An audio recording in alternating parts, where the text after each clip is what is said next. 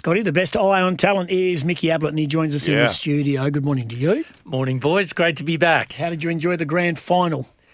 Yeah, it was interesting. I loved the first half, obviously. I thought the last 5 minutes of the third quarter, the game certainly changed, and that's when Brisbane got a couple late. And it's the first time, I reckon, in my life, I sat there in the last quarter. I could have got up and walked away from the TV and been satisfied, which was strange because doesn't rarely happens in my life that I walk away from a grand final. Now, you would know this, and everyone's talking about it. Scotty's been talking about it. We're talking about the age profile of the Brisbane Lions, and 8 under 22. They could be scary. They could be scary. If they've got the will, they could be scary for the next 5 or 6 years. Well, it's frightening, isn't it?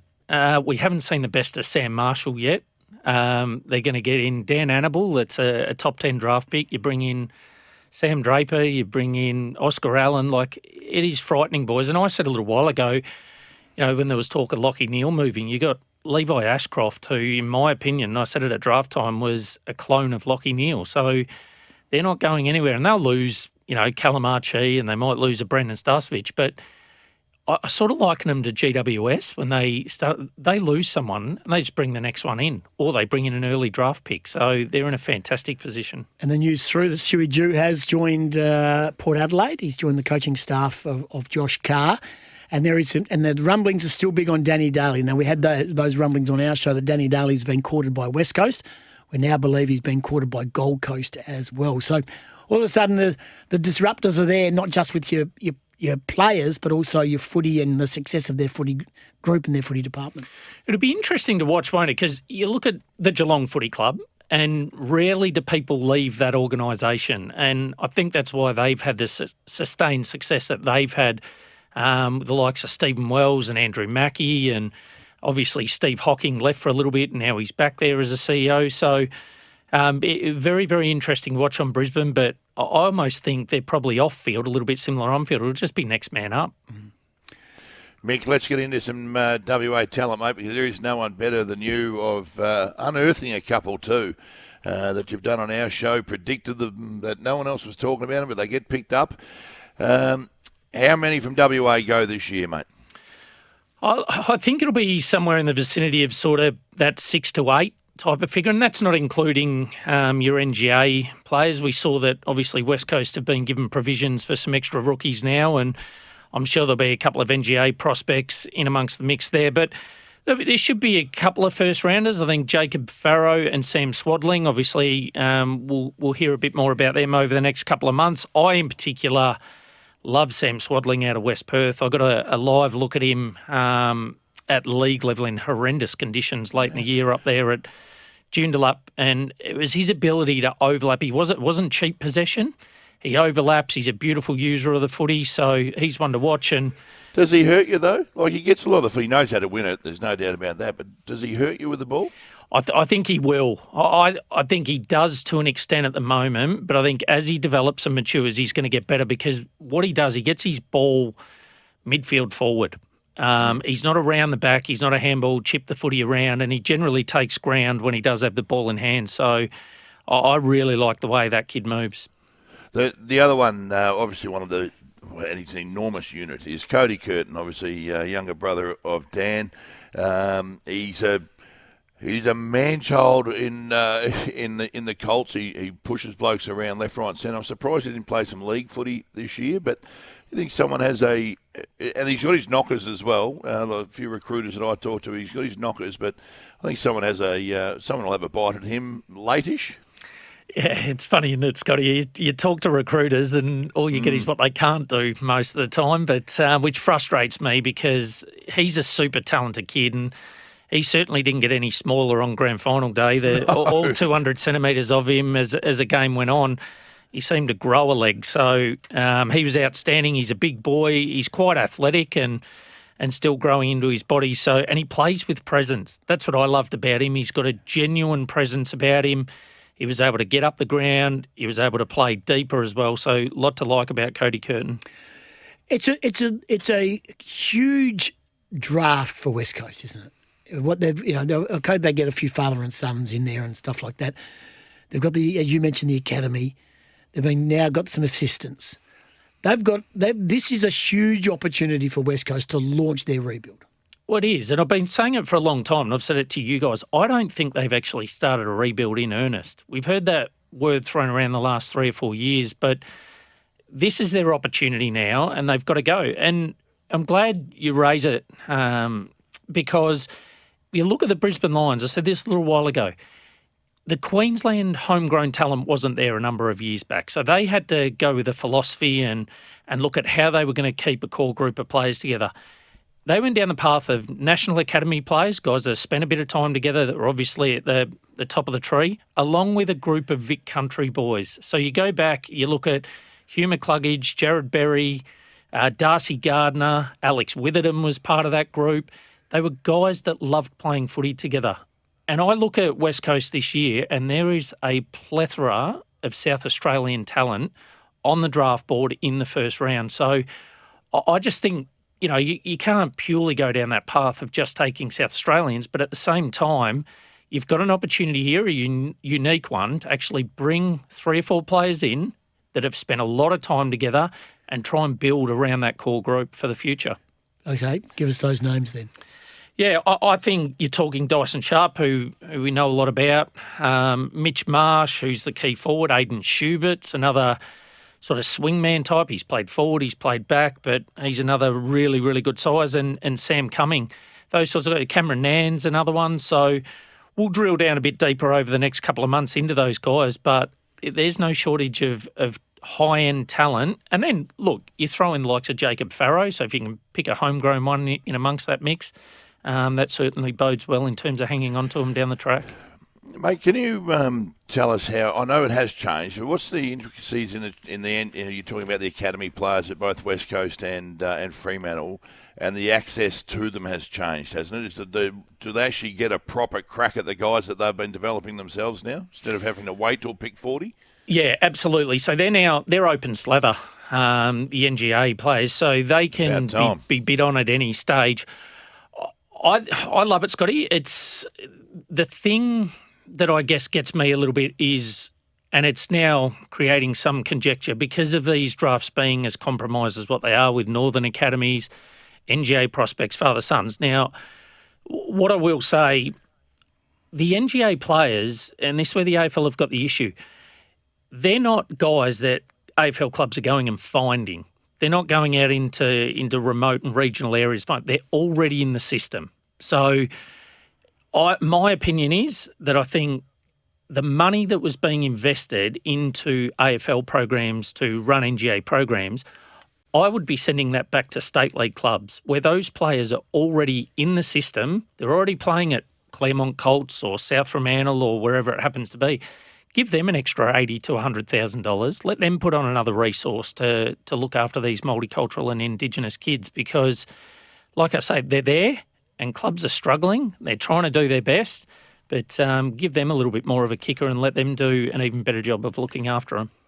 Yeah, well said. I agree, because a lot of those boys that we've seen have surfaced at Halls Creek and they've surfaced through Claremont's hard work. Correct. That's exactly right. And that's why, I mean, you imagine having another resource, someone within that talent space that had the ability to travel or to drive these kids around or to get them to and from school down here in Perth. I just think it makes sense to do that. The AFL clubs are going to get access to them. It's no different to a father-son. Yep. They can still get them in. They can still get a closer look at them. They can work with them over the course of the year. But look, I think there'll be a look at Northern Academies and NGA prospects. A couple of texts in. Who should West Coast take with pick 1 and 2? Or would you split pick 2? There's one question. And someone you do know of, and that's the boy running around. Had a text from Tom Blamires. So Sydney says, will Tom Blamires or Blamires or whatever his name is, will he be an Eagle next year? Yeah, I'll touch on Tommy. He's how do you say his name? Yeah, I think you've got it right. Oh, yeah. What is it? Don't you laugh. Don't you laugh. No one else knows what it is. I'll go Blamires. He's thrown up 3 options. I'll go Blamires. Okay, Blamires. Look, I've followed him closely. Tommy B. He wears the number 23, which was my old number at Frankston, so I've got a bit of a soft spot for this kid. He won the Round Fothergill medal for the most promising young talent in the VFL this year, and look, he was outstanding. He won a bit of footy across half-back. He spent a little bit of time there early in the year, worked his way into the midfield. He hits the scoreboard as a goal-kicking mid, and he gets big numbers. And he was doing it against AFL opposition as well. So keep an eye on him. There's a great history of those guys that have won that medal getting an opportunity at AFL level. So definitely keep an eye on him. Split the pick? No, I don't think I would. This year I'd be going in to get the best, and that's what West Coast have got to do. They've got to be ruthless now in terms of where they go. So we've heard of Willem Dersma. He's going to be – he's a beautiful size, Willem Dersma. Are the jury out on all the Dersmas, though? It's going to a little bit, isn't it? There's no doubt about that. I think Zane, I probably expected a little bit more from, but I've given my thoughts before on development programs and the importance of them. So everyone bangs on about recruiting as recruiters getting it wrong and saying, oh, this kid was a star and now he's no good and he shouldn't have been picked there. You go back and look at what Geelong have been able to do with players in that premiership team of theirs, and just a couple of, like Tom Atkins, pick 11 as in the rookie draft, Mark Blitzov, pick 54. You had Lawson Humphreys pick 63 in the 2023 draft. So Sean Manor, they gone. Sean Manor, Shannon Neal, Ollie Dempsey. So it's about your development program. So that's where I think someone like a Zane Dersma, and you look at Dan Curtin. Look at what Dan Curtin's been able to do at Adelaide. Yep. So in a fantastic program. But getting back to, I think pick 1 and 2, Willem Dersma is going to be in the mix. And as I mentioned earlier, Dyson Sharp, I know some people have sort of dropped him down the draft board a little bit, but he's ready to go as well. He's played a lot of league football over in the SAMFL, and he's someone that can step in and have an impact immediately. Mick, how many, Goss and I were sort of talking about a little bit earlier in the show, how many players do you think will be drafted this year? Forget trade week, which we'll obviously dig into in the next week or so, but in the draft, would it hit? I think Fremantle have got pick 66, Goss. I think you said. Yeah, so 71 last year was used by GWS, I think. Yeah, I was listening on the way in, boys, and it's an interesting conversation because now they don't necessarily use those last pick or two because they'll leave a spot open for the SSP draft over the pre-season period. They'll leave a spot open during the year sometimes to elevate a player. So I'd imagine it's a very even draft. There's not those real high-end standouts. There's no Harley Reid in this year's draft. And I'm saying that in all due respect. There's still plenty of talent. And again, you go back to the ones that Geelong have picked outside of 40 and 50 and the like. I mean, don't tell me there's not good players there, but I'd expect around that probably 60 to 65 mark. Duff Tytler, I mean, I don't know anything about these kids, and I haven't seen. I've read about Rodriguez and Wes Wally and Toby Wan and Tyler Williams and the like at Swan Districts, who you'd know, Scotty, as well. But if Duff Tytler, is he? If you drafted him, he's a ruckman, is he not? Yeah, I've heard him likened to Luke Jackson. It was Luke Jackson and Tom De Koning. He was far more Tom De Koning for mine. Luke Jackson basically plays as an additional on-baller. Tom De Koning's got that sort of capacity to find the footy around the ground, to get it through the midfield. He's very agile, and that's what Duff Tytler's like. He really does spread hard from centre bounces, and then he obviously finds the footy on the outside for a guy of his size. Very, very clean, and his hands are slick. I think he'll potentially start as a forward. I think he's still a little way off starting as a ruckman at AFL level, but definitely got the attributes to start as a tall forward.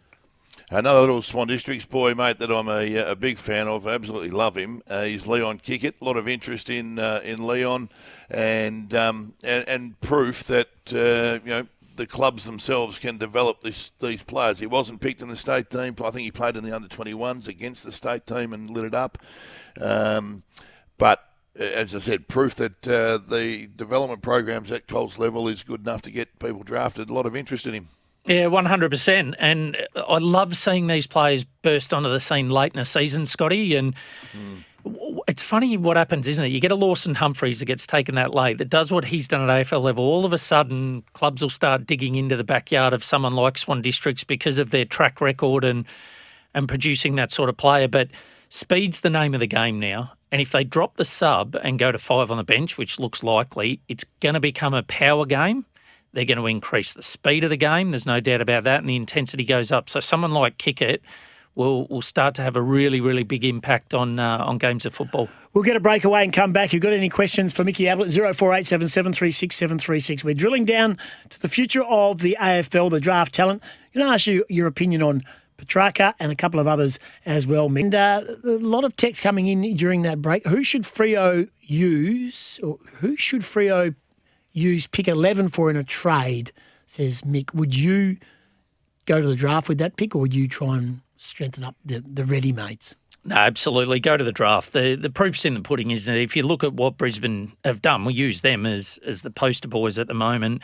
They just continually went to the draft and they used their high-end draft picks and they brought in the best possible talent they could. So I'd think of someone like a Josh Lindsay. He's a Geelong Falcons boy, absolute laser left foot, this kid. He's think Daniel Rich when he plays. So you think of someone like that that's got the ability to use the ball off half-back, frees up Hayden Young to continue to play in the midfield. So he'd be a good fit if he was still there at pick 11.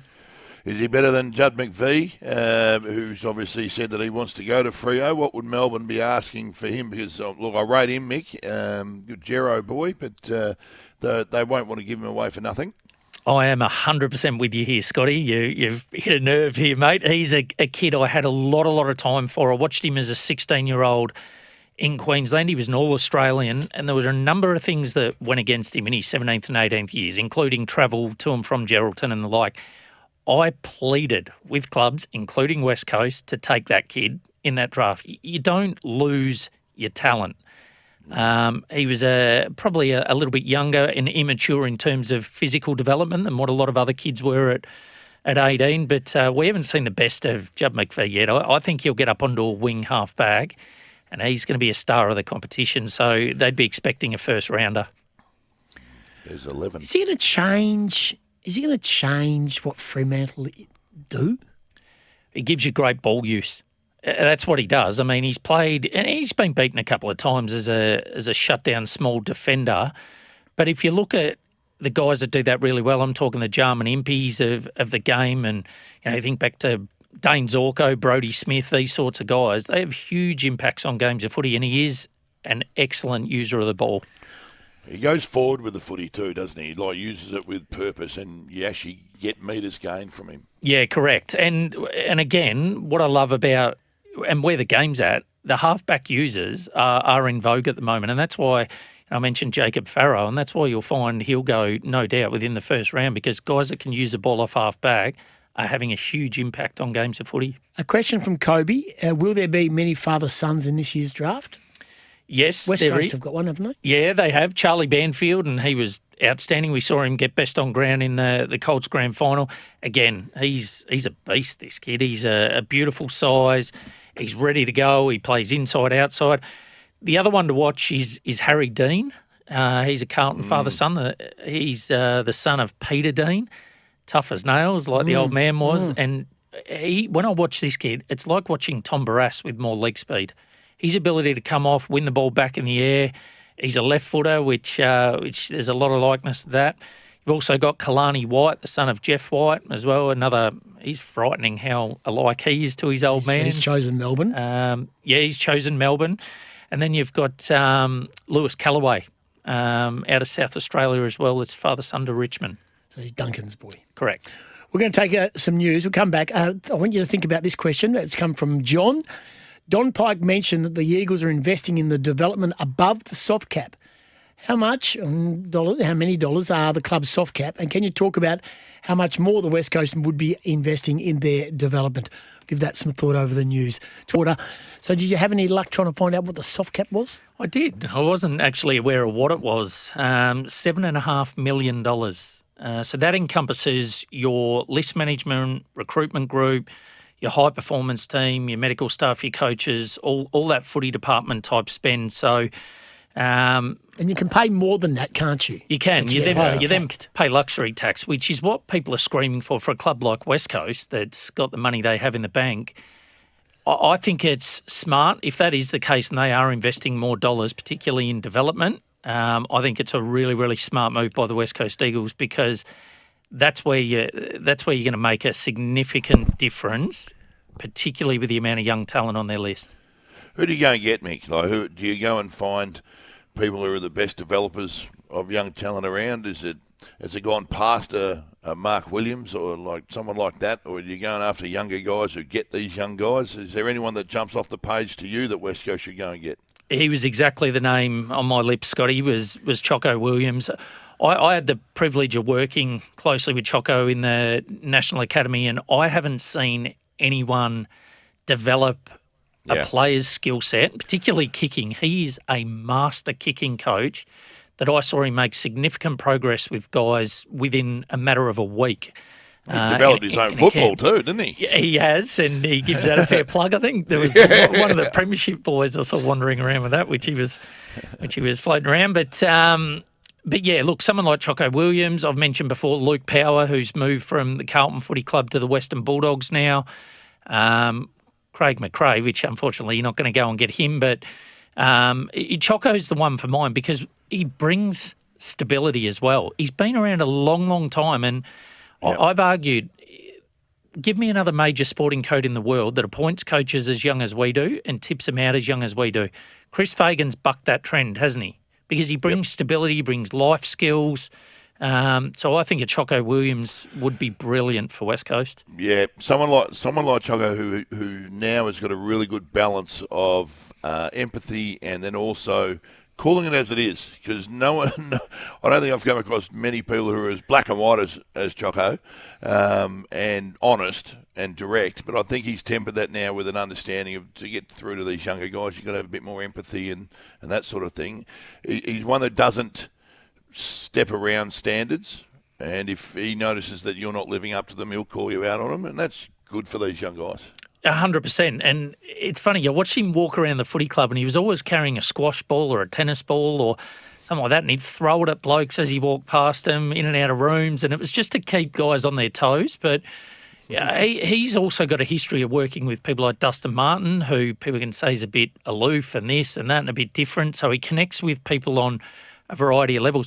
Brendan McCartney's the other one, Scotty, that you could throw into that mix. He's got a great track record of development and ability to connect to younger players, who's currently coaching Port Melbourne. So he's someone that's somewhat out of the system at the moment that'd be worth a phone call to, I would have thought. The draft combine Sunday takes place over there in Melbourne, where a lot of players go across them, and obviously West Australia, handy group of West Aussies.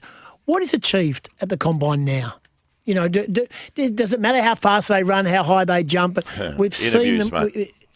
They get to talk to people. They want to see them. They want to sit down in front of them, Goss, and they want to see what sort of character they are. Yeah, there's a lot of that. Scotty's right. There is a lot of that. There's also, an opportunity to observe players whose seasons might have been over. So who's looked after themselves, who's professional enough to continue to, improve and want to get better. It's basically the cherry on top, really. I'm a great believer in using data to either reaffirm or potentially give you food for thought in terms of, I don't take it as gospel. I'd rather go along and watch a game of football and go, geez, he's quick. Now, if he's testing data as not quick, you might go, that can be the case sometimes. A guy could run a sub 3 second 20 metre sprint, but play slow. And not really use that speed on field, and vice versa. You might have a kid that whose agility test is 8.5 seconds, but on ground his lateral movement and his ability and his awareness in traffic to step through is elite. So it just either reaffirms what you're already thinking or gives you food for thought and gives you a case to go back and watch some vision and have another look at a player and potentially look at him a little bit closer. Quick fire question. Christian Petrarca going to Adelaide. That looks so it's Adelaide or bust. What's your vibe? Well, throws them right in the mix, doesn't it, in terms of premiership contenders? You throw him into that team and all of a sudden, you've got a team that could potentially rival Brisbane, at least throw down the gauntlet to them. So what's happening now in football, and people have got to understand this, I don't like it any more than anybody else, but it is a business. Long-term contracts do nothing other than guarantee player agents ongoing money for the foreseeable future, and it guarantees the player a wage, doesn't it, for a number of years. But I don't think they're worth the paper they're written on in terms of loyalty and them staying at that particular football club. Give us 30 seconds of your view on the Eagles and Brandon Starcevic. Yeah, it's staggering to me. Goss, even forget what happened in the grand final. You've had 4 players that have had concussion issues and had to retire early due to concussion issues, and you want to bring Brandon Starcevic in. I love him as a player. I think he's a star.